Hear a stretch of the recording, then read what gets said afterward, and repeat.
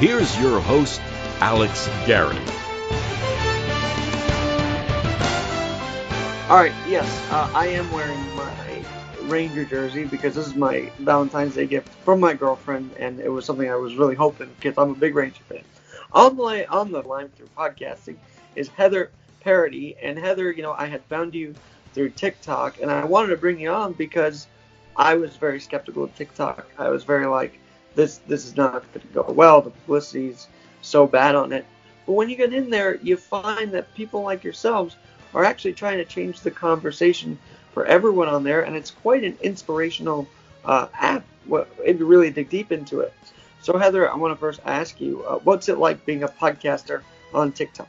Yeah, well, first of all, thank you for having me, Alex. I really appreciate it. It's interesting. It's fun. It's a lot of fun. I've been a content creator for probably 5 years now, and I don't think I've ever had so much fun creating content. And so I feel like it's a very free place to kind of just explore and have fun and not take things so seriously, which is really cool because other platforms sometimes can kind of be stressful when you're wanting to get your message out there and market it or whatever. And TikTok, it's so organic right now and fun and kind of, and it's not new, but it's enough in its infancy that there's not as much pressure, I think, which is just a lot of fun. Well, now you are on all these different platforms, so do you try and tailor your content for each platform? How does that work for you? Yeah, it's really hard because it takes a lot of time. Normally what I do is I have my big piece of content, which is my podcast, and I repurpose it across the platforms, but I don't copy paste the exact same thing across all platforms most times. Normally I just tweak the caption a little bit or reshare a different photo just based off of that platform. Like I'm not going to share the same thing on Instagram normally that I would on LinkedIn. I'm definitely not going to share the same thing on LinkedIn that I share on TikTok. So, well, it's kind of funny you mentioned that. The Dolly Parton Challenge kind of illustrated how everybody posts their different sides on the different platforms. I thought it was kind of interesting to see. It's fun, yeah. So, and let's talk about your podcast for a minute. It sounds like you have a lot of inspirational people on there. What's your goal with your podcast? To do that with my life. That is my goal. Most people in the kind of entrepreneurial space have a podcast to support their business. I'm opposite. I have a business to support my podcast. So the podcast is the end game. I absolutely love it. I love getting to connect with people all over the world and share stories and spread a positive message that I believe is life-changing. Well, and tell us about the business side as well. I see you're at the studio already, so thanks for making time this morning to do that. So how do you get to the heart of your interviews? Like, what's your goal? And other podcasters find that sometimes it's not a fulfilling conversation. How can they make it a more fulfilling conversation with their guests? Sure. So I was lucky enough that my previous career was a therapist, and so we were trained extensively on how to kind of dig in deep with people, and it goes against our human nature, especially, if you grew up in a family where, they're slapping you when you're not being polite, and, you wait your turn and all of that, because part of a good interview is asking questions that everyone's wondering but afraid to ask. And so really digging in deep. And it doesn't have to be very blunt. Sometimes it's just leaning in a little bit more. Like if you share with me something, I just might press a little bit and go, tell me more. Or, well, how come? Just dig in a little bit deeper, because sometimes, there's more gold there and we just need to ask for it.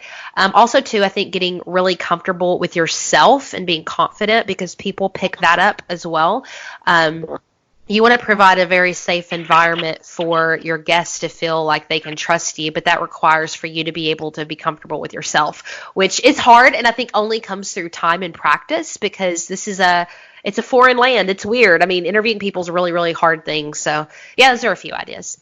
Well, and it's interesting. So, as a therapist, though, I feel like because there was no microphone there was no way that these people's words would get aired anywhere. They were a little more open.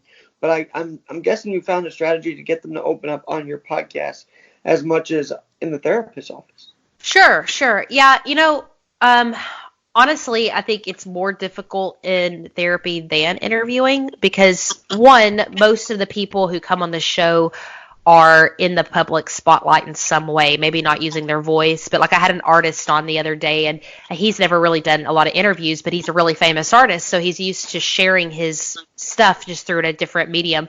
I think therapy is harder because it is more difficult topics and stuff you wouldn't talk about privately. So telling a complete stranger or somewhat of a stranger is difficult. So I actually think interviewing is a little bit easier. Well, one of the posts that you had up there, which I thought was interesting, was that you would interview these people and see how successful they are, and then you had a very positive spin to it. It's like, yeah, I may not feel as successful as them, but I'm getting there. Like, you're doing this to grow, and what's that like, interviewing people who have had that success? Does it inspire you to be up there? Like, I just noticed you covered that on one of your TikToks. Sure, yeah. So I think for me, it just humanizes people a lot more because there's times, I'll still get nervous. Like I had Seth Godin on a few weeks ago, and I was just terrified. I was like, oh my God, Seth Godin.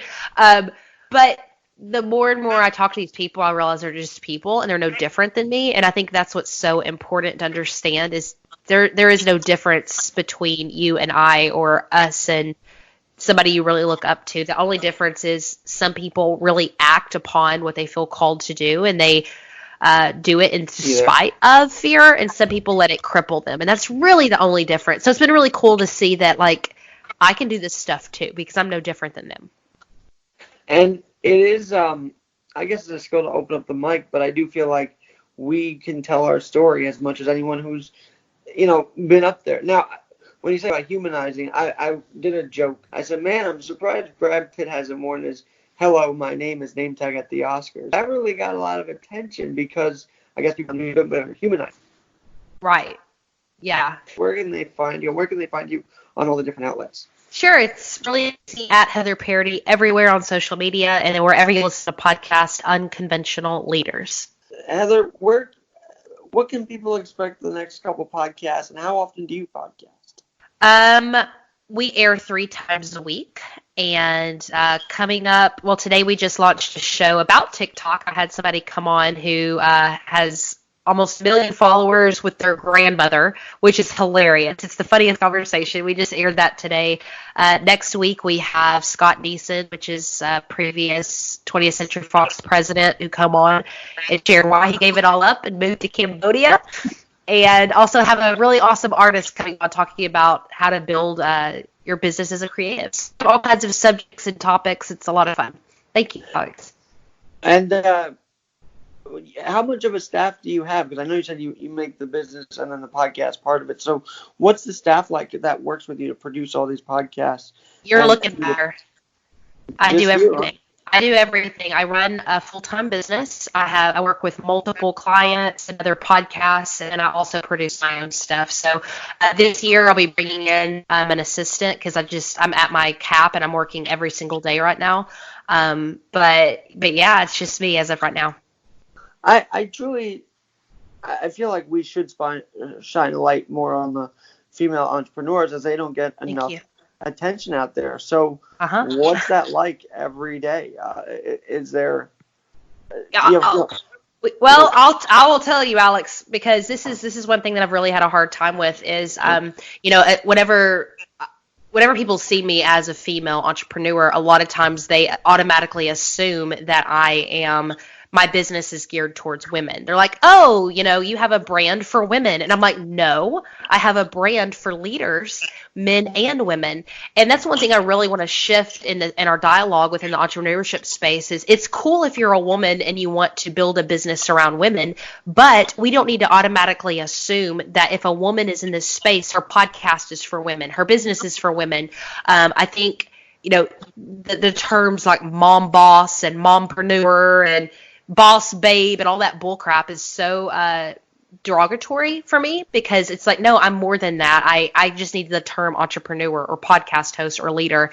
And so it's been difficult. I mean, I want to say it's been difficult navigating it. It's been eye-opening for me because I thought kind of going the unconventional path that people wouldn't do that as much, but it's been really interesting because you don't see a lot of women entrepreneurs unless they're, talking about just being in business for women. And to be quite frank, you don't see many entrepreneurs, period. I do feel like there has become this anti-small business atmosphere where you can't do this or we're going to tax you through the roof. Like, there are so many things that we could do better that should just be more than just Small Business Saturday. I'm sure you'd agree with that. Oh, absolutely. 100%. Now, where are you from, by the way? We are close to the Masters golf course. So if you're a Augusta, golfer, sorry, that's I where. didn't hear that. Yeah. Yeah, Augusta is great. And, yeah, they've opened their doors to everybody, too, at Augusta, which is pretty neat. Don't forget to the Masters down there, by the way. I can't even play golf right, so no. Yeah.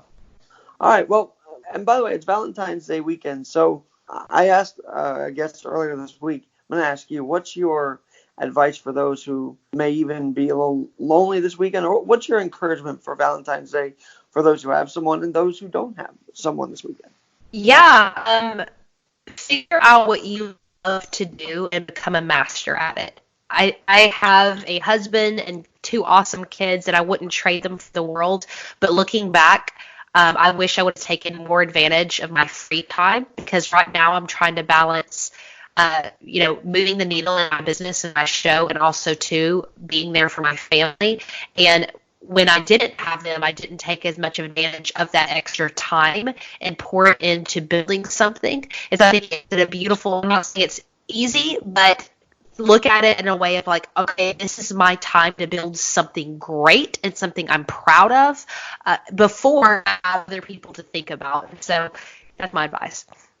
Well, and I think we should all be looking to build something for our families, and Absolutely. And I love the work that you're doing. So Heather, come back soon and let me know if you got any hot topics coming up that you want to promote on this podcast. You're more than welcome.